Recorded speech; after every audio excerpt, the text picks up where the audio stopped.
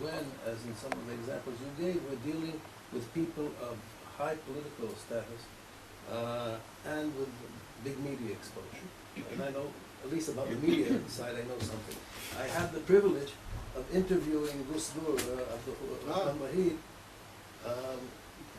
both before and after he was elected president. And in fact, his spokesman, whom I'm still corresponding with, worked day and night to arrange for an interview for Kol Israel when he came to Amman shortly after being elected. And Israel Radio did the really extraordinary step of broadcasting a 13-minute interview in English with all Hebrew voiceover because it was so important. It was the first time an Indonesian president ever was interviewed by the Israeli media. He already backtracked a little bit from the pledges he had made during his election campaign about normalization with Israel, but it was still very good. Because we broadcast it complete in English, the world media picked it up, the wire services picked it up, and the following week it was bannered in a double-page spread in a big Indonesian weekly, word for word in Bahasa. And I think, unfortunately, that was one of the things that began to increase the pressure on him to back off. Because evidently he had never made such a public statement in Indonesia. And I have enormous respect for him, and he's really a great man. And I believe in his sincerity absolutely, but he is also a pretty savvy politician, although he messed up pretty badly as president. I don't think he was deposed because of the Israeli issue, but it didn't do him any good. And Okay. and the problem is that here, perhaps, I had as a journalist, I was enormously tickled. I had this terrific exclusive. But the question is whether it was good for him, it was good for us, and it was good for the relationship to push things ahead too fast. And I think this connects with what Izzy has been saying. So that as long as we're talking about the grassroots level and Amcha linking up with the website, this is great. I think sometimes that grandstanding with top-ranked political leaders on international media Can be counterproductive. can become. Two-pronged. When it comes to dialoguing, I believe that, I'm from Los Angeles, the Muslim-Jewish dialogue, I think, broke up around 9/11 when Salam Marayati accused the Jews perhaps of having something to do with the... Right. Israel, actually. Right, Israel. Look at Israel. Right. I have another question about the States. I'm very much involved in what's happening there. And I know the inroads that the Muslims have made in the United States. It's not only is there a military war and a verbal one, but there's a cultural war going on there that is undercover. People do not realize this. And how does one, if we just respond after something has happened and is done and Israel is blamed, that people are going to take that as like the appearance of a certain information in court being presented and wipe that from the record, but it still has made an impression. How does one create an awareness, being proactive, without being accused of being anti-Islam?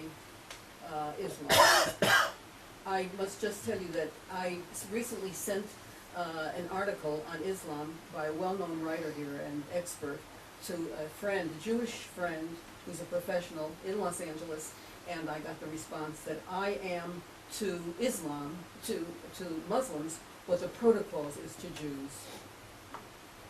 Okay. Thank you, Shemai.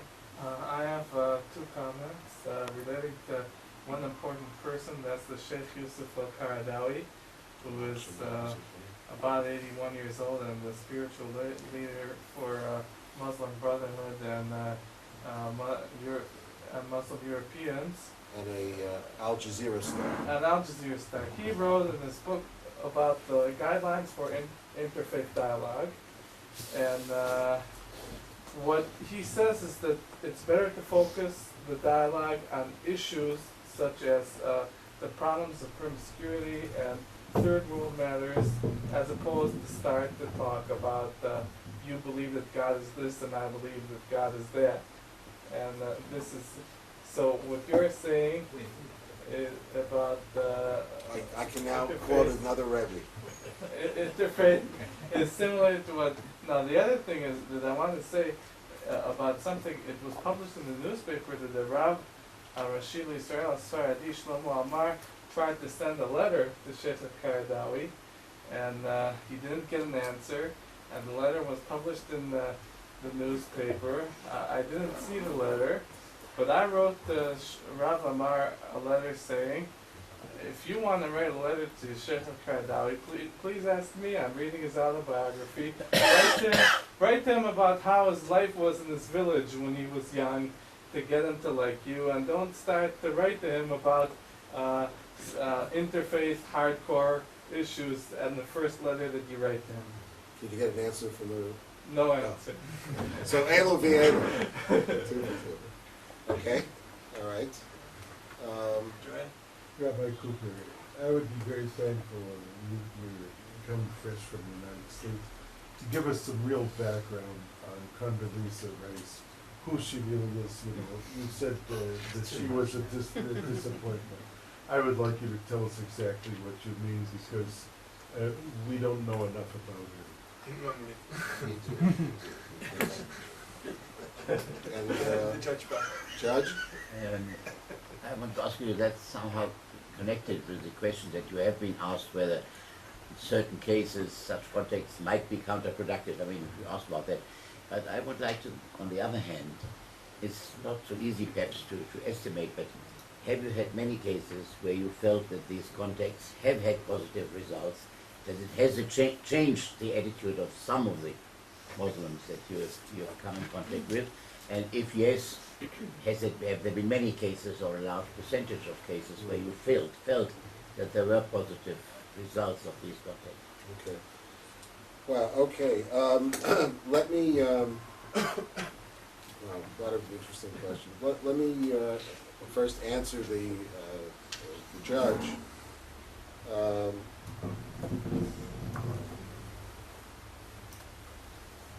In general, and maybe because of the influence of someone like Simon Wiesenthal Zal, and I think my generation coming after the Holocaust, our approach has always been better to know where your enemy stands than not to be sure what people, what their approach is. We don't need to wave red flags at the raging bulls. Just to, if we know that Sheikh Karadawi, I don't know what the context was of writing a letter, but since we know he's one of the main sources of our problems today, you certainly approach him in a different way. I would just say that as a general rule of thumb, the imams that I've met, and they include very prominent guy from Sudan, one of the head Muslim religious leaders in Southern California, who is not a friend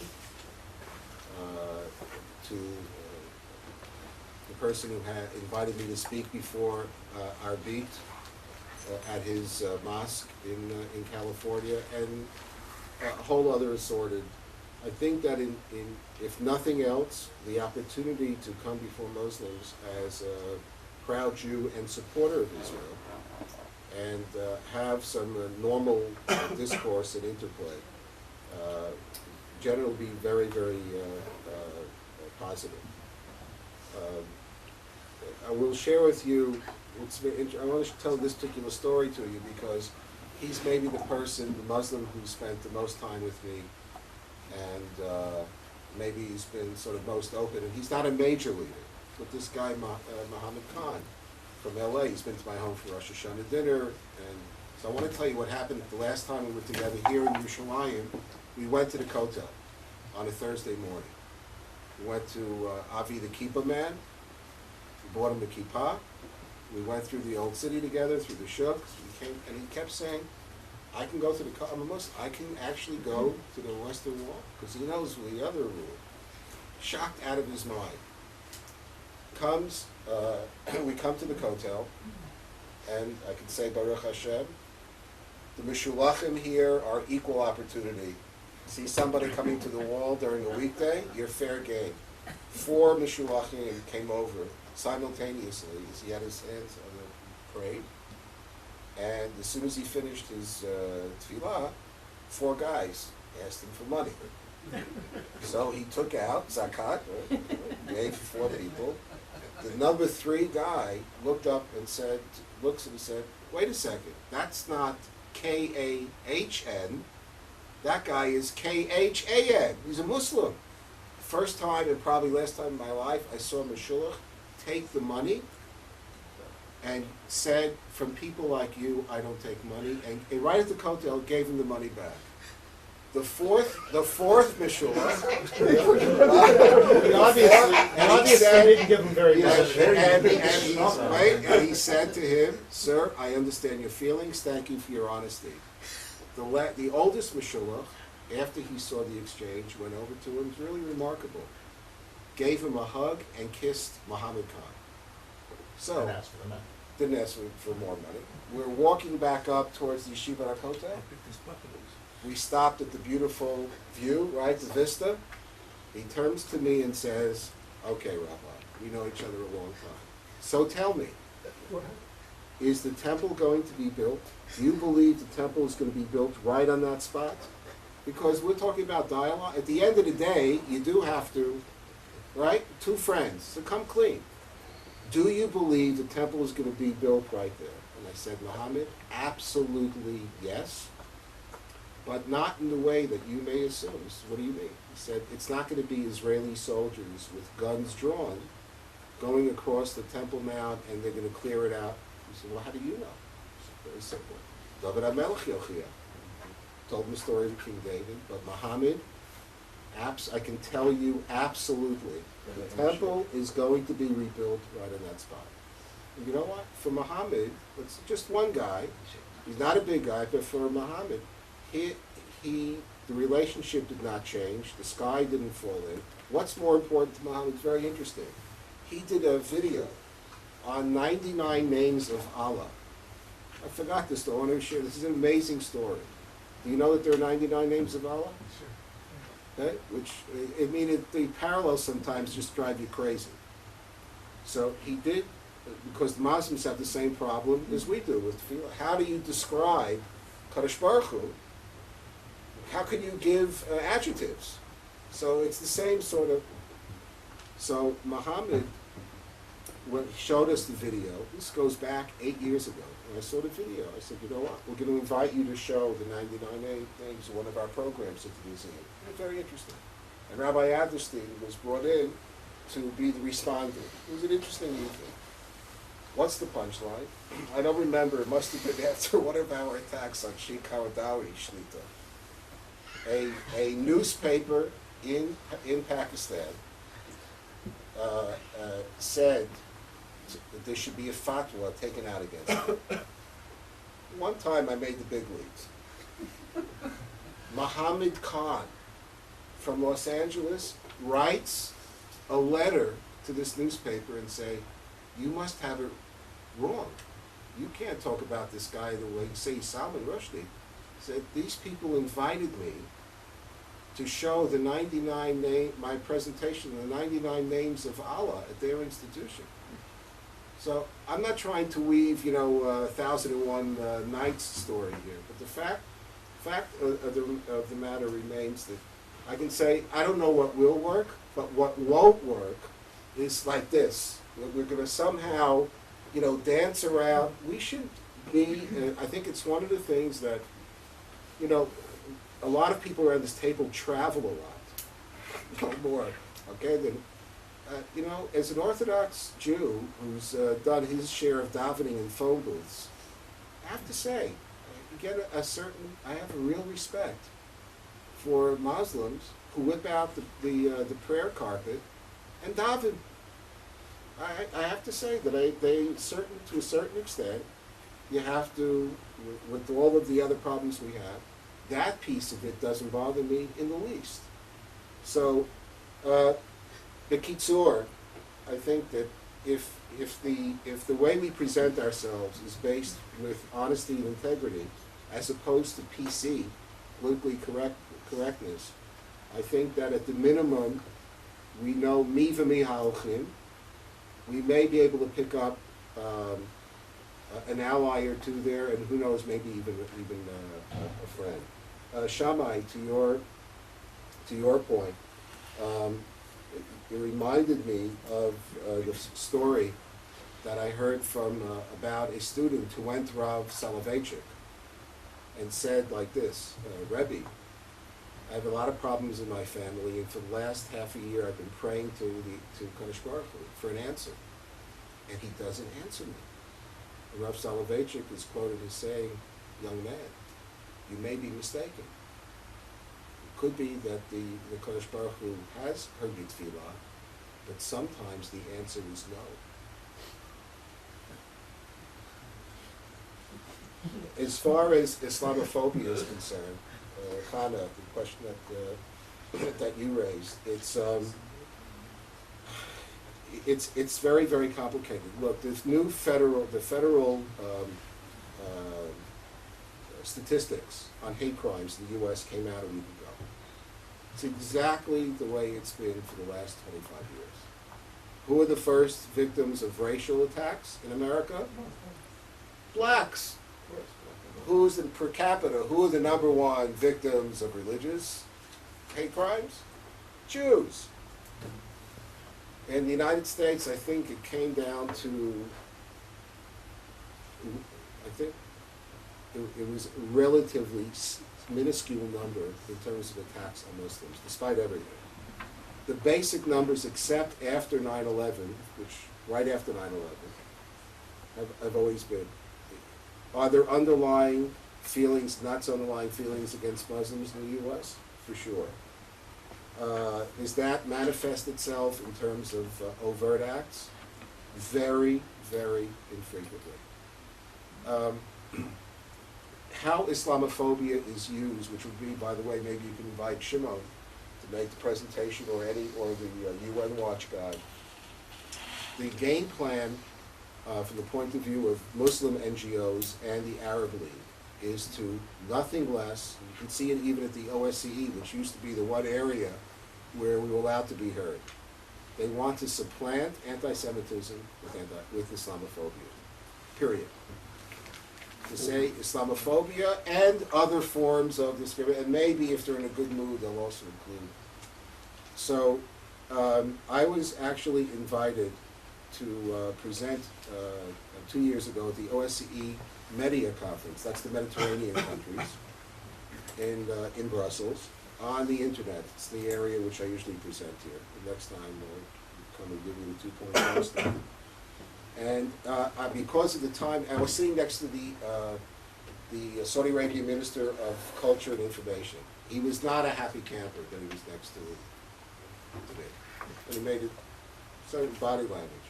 But my presentation was split into two because of scheduling issues.